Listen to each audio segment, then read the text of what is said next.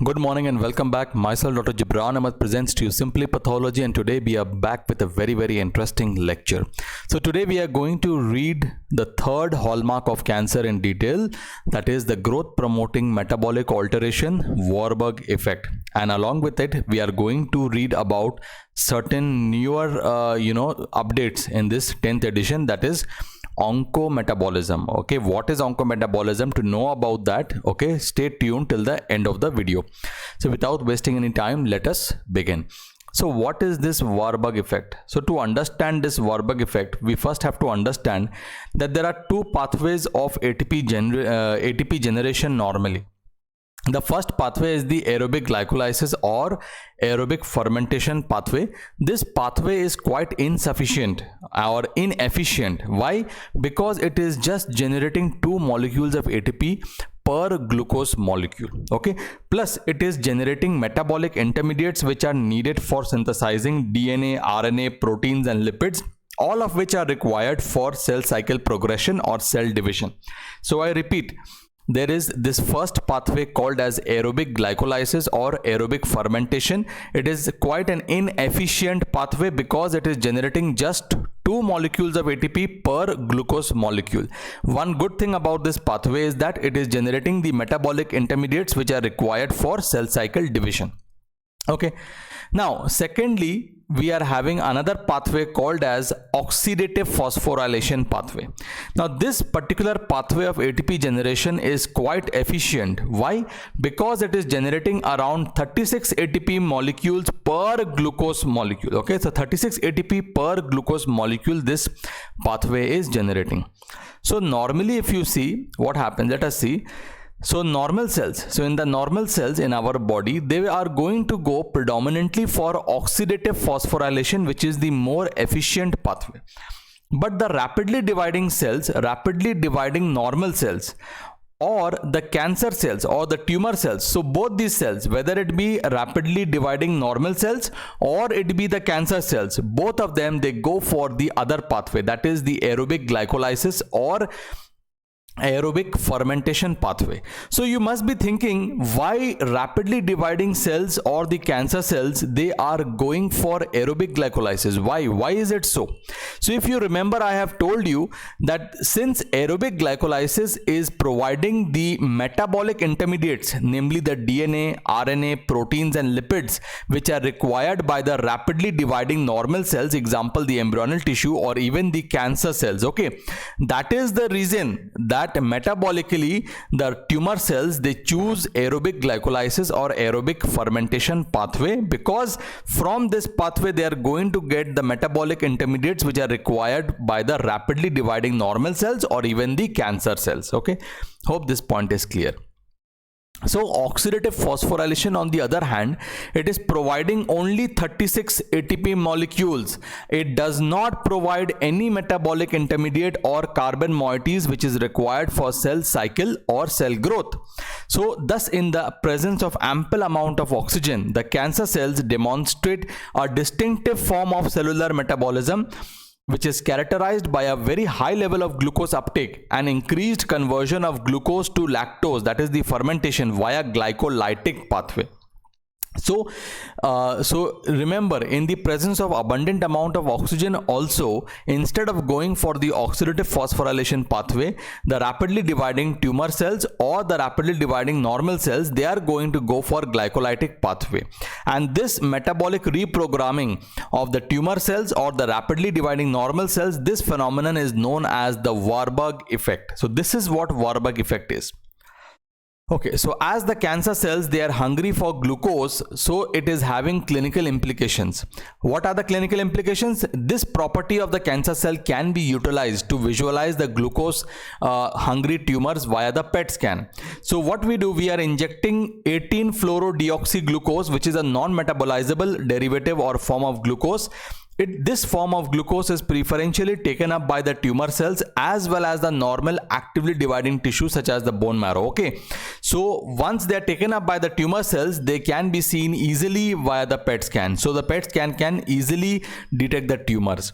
Remember that most rapidly growing tumors, they are PET positive, because the more the rapidly growing tumor, the more amount of glucose intake will be there, that will be visualized under the PET scan. Okay, and here the glucose that we are using is 18-fluorodeoxyglucose.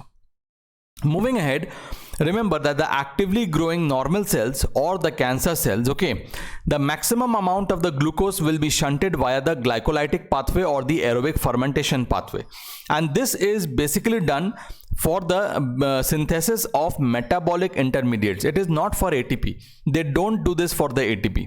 Okay, but remember, a very small amount of glucose in such rapidly growing as well as the cancer cells, they are also diverted via the oxidative phosphorylation. So this glucose is not for generating the ATP, rather it is for synthesizing metabolic intermediates only. So this is what is very important. I will repeat once again: actively growing normal cells or the rapidly growing cancer cells, okay, maximum amount of glucose in these cells, they are shunted via aerobic glycolysis or aerobic fermentation, and this is mainly for synthesis of metabolic intermediates, whereas very small amount is diverted for via the oxidative phosphorylation, and this glucose is not used for generating ATP. Mainly it is used for synthesizing metabolic intermediates. So on an average, utilizing both the pathways, the net ATP which is produced per molecule of the glucose in the cancer cell or in the actively growing cell, it is 4 ATP. Okay, so 4 ATP is produced instead of the 2 ATP which is produced in the pure glycolysis. So this creates something called as a sweet spot, which is optimum for growth of the cancer cells or the actively growing cells. So they are producing a good amount of ATP also, and they're also producing the metabolic intermediates which are required for cell cycle division. Okay. Now remember this, whatever this is happening, okay, this is not normal. This is only taking place in rapidly growing normal cells or in the cancer cell. So this is a type of metabolic reprogramming in actively growing normal cell or cancer cell. In them, the metabolic reprogramming is produced basically in the cancer cells. Okay, in the cancer cells, this metabolic reprogramming is produced by the signaling cascades which are downstream of the growth factor receptors, as you will remember, because of the activation of the oncogenes and because of the loss of function of the tumor suppressor gene. So because of the gain of function of the oncogene and because of loss of function of the tumor suppressor gene, this metabolic reprogramming in cancer cells is taking place. So normally when the tissue growth is required, okay, so there is an aerobic fermentation, increased aerobic glycolysis occurs, as you all know. Now when the growth is achieved in the normal cells, this aerobic fermentation is going to stop, or this glycolysis will stop. But in cancer cells, this aerobic fermentation is going to continue because of the unopposed action of the oncogenes and because of loss of function of tumor suppressor genes. So this thing we have to keep in mind. What is the difference between the rapidly growing normal cell and the cancer cells? Okay, so this is the basic difference between the two. Okay.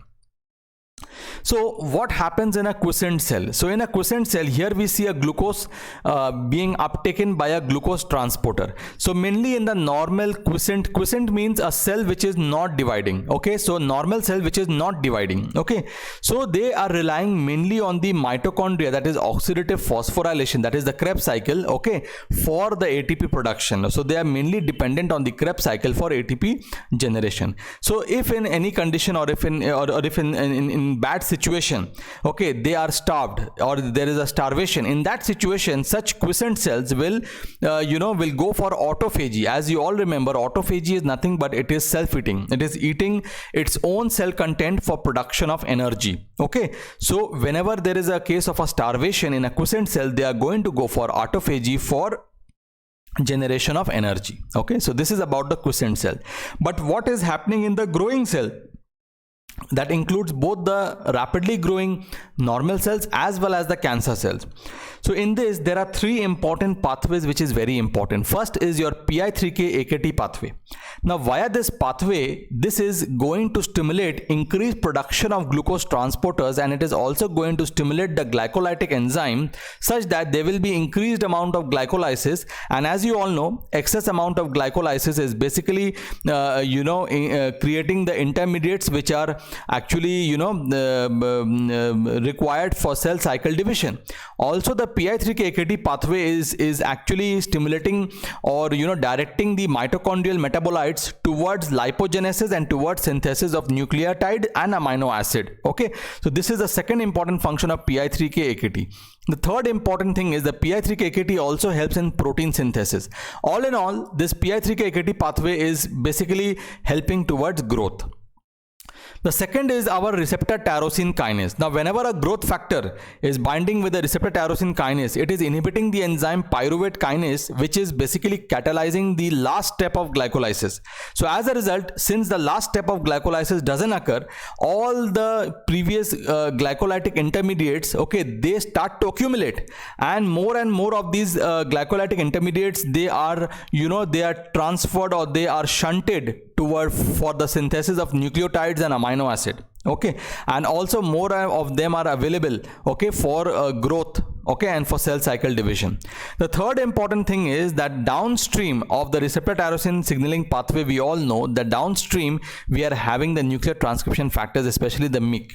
MYC is causing increased uptake of glutamine inside the cell that is being shunted towards the mitochondria for the synthesis of metabolic intermediates, which will be utilized for lipogenesis, nucleotide synthesis, amino acid synthesis, and protein synthesis, ultimately causing growth.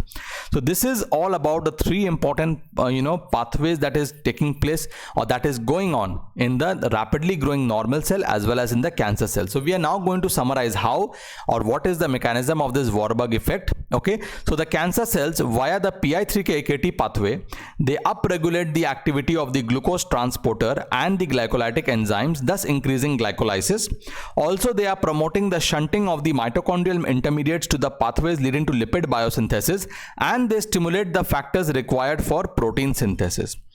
Via the receptor tyrosine kinase pathway, these cancer cells, they inhibit the enzyme pyruvate kinase, which catalyzes the last step of glycolysis. As a result, this is going to create a damming effect that will lead to the buildup of the just previous glycolytic intermediates. Okay, and this extra amount of glycolytic intermediates will be used for DNA, RNA, protein, lipid synthesis. Via the MYC, okay, the pro-growth pathways, they upregulate the expression of nuclear transcription factor, especially MYC. And MYC is basically stimulating anabolic metabolism and growth. So MYC stimulates multiple glycolytic enzymes and glutaminase, which is increasing the glutamine utilization by the mitochondria, ultimately leading to increased biosynthesis of cellular components. So all these three pathways are being utilized by the cancer cells and even your normal cells, your normal rapidly growing cells, okay, for synthesis of metabolic intermediates. Now we are going to the second leg of this lecture, the relation between autophagy and cancer. So what is the relation? First of all, we all know that autophagy is basically a state of severe nutrient deprivation or deficiency in which the cell not only arrests their growth, okay, but they will also eat their own organelles for energy production. So over here in autophagy, the cell is going to stop its metabolism and it is going to stop its growth, and also if required they are going to eat their own organelles for energy production. So autophagy, if you remember, it is an adaptation, and if it fails, then the cell is going to die. Okay, so the rapidly dividing tumor cells, they are living under marginal living conditions, okay, because and remember one thing, that these tumor cells, they do not or they cannot trigger autophagy, because if they trigger autophagy and ultimately if it cannot work out, then there will be cell death. So it is indicating that the pathways which are triggering autophagy, they are deranged in the tumor cells. I will repeat once again. The tumor cells are the rapidly dividing cells and they are living under marginal living conditions. Okay. So they do not or they cannot trigger autophagy. So tumor cells, cancer cells, they cannot trigger autophagy. So this proves the fact, or this indicates that the pathways which are triggering autophagy, they are deranged or they are inactivated in the tumor cells. So what is the inference that we make out of it? The inference is that several genes which are promoting autophagy, they are the tumor suppressor gene. Okay, they are the tumor suppressor gene, and when autophagy fails, as it occurs in cancer, okay, then cancer is going to progress. So autophagy, how is it advantageous for the tumor cell and how is it a disadvantage for the tumor cell? So advantage for the tumor cell, see, if the tumor cells would have autophagy, then such tumor cells would have become dormant, that is, they would have survived and they would have become dormant, they will not be rapidly dividing, and such tumor cells would have become resistant to treatment. So what is the concept over here? If you know, whenever a person is suffering from a cancer and when we are giving any kind of a chemotherapy, so the chemotherapy basically kills those cells which are rapidly dividing. In case autophagy occurs in the cancer cell, they will not be able to divide very rapidly, they will become dormant.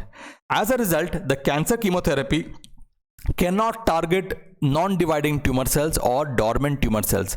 Therefore, what will happen, that such tumor cells will become resistant to the treatment and that will lead to therapeutic failure. So this is one advantage for the tumor cells. So how autophagy is advantageous for the tumor cell? That they can escape chemotherapy. How autophagy is a disadvantage for the tumor cell? Because in general, autophagy induces growth arrest and the tumors cannot grow. That is why tumor cell, they have mechanisms which can control autophagy or which doesn't allow autophagy to occur. Okay, so this is all about autophagy and cancer. Coming to the third leg and the most important part, which is the latest update to the Robbin's 10th edition, that is oncometabolism. So a surprising group of genetic alteration discovered through the tumor genome sequencing studies consist of mutations in the enzymes that is participating in the Krebs cycle.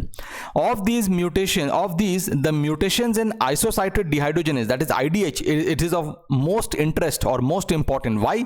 Because this research revealed a new mechanism of oncogenesis, okay, that is oncometabolism. So what happens, remember, IDH, isocytate dehydrogenase, is an enzyme. So whenever there is a mutation in this enzyme, it creates a mutant form of IDH, and this mutant form of IDH, it causes it catalyzes a reaction converting alpha ketoglutarate into an oncometabolite called as 2-hydroxyglutarate. Now this is an oncometabolite which is basically inhibits the epigenome regulatory enzymes. So that leads to epigenetic changes, okay. So there is an abnormal DNA methylation or abnormal histone modification leading to an altered cancer gene expression, which will ultimately cause cellular transformation and oncogenesis. So if we see, IDH acquires a mutation via amino acid substitution, okay, and the mutated IDH loses its function. Instead, the mutant IDH, it catalyzes the formation of 2-hydroxyglutarate from alpha ketoglutarate. Now 2-hydroxyglutarate, it inhibits several enzymes including those of the TET family. Now TET2 is one of the several factors that enhance DNA methylation, and DNA methylation, as you will recall, it is an epigenetic modification that controls the normal gene expression, and it's it goes bad in cancer, okay. In cancer, this is going bad. Therefore, the loss of TET2 leads to abnormal DNA methylation. Abnormal DNA methylation will lead to misexpression of cancer cells, leading to oncogenesis via an increased RAS signaling and increased receptor tyrosine kinase signaling.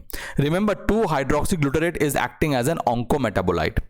So thus, according to this scenario, remember, the mutated IDH acts by producing 2-hydroxyglutarate, which is considered a prototypical oncometabolite.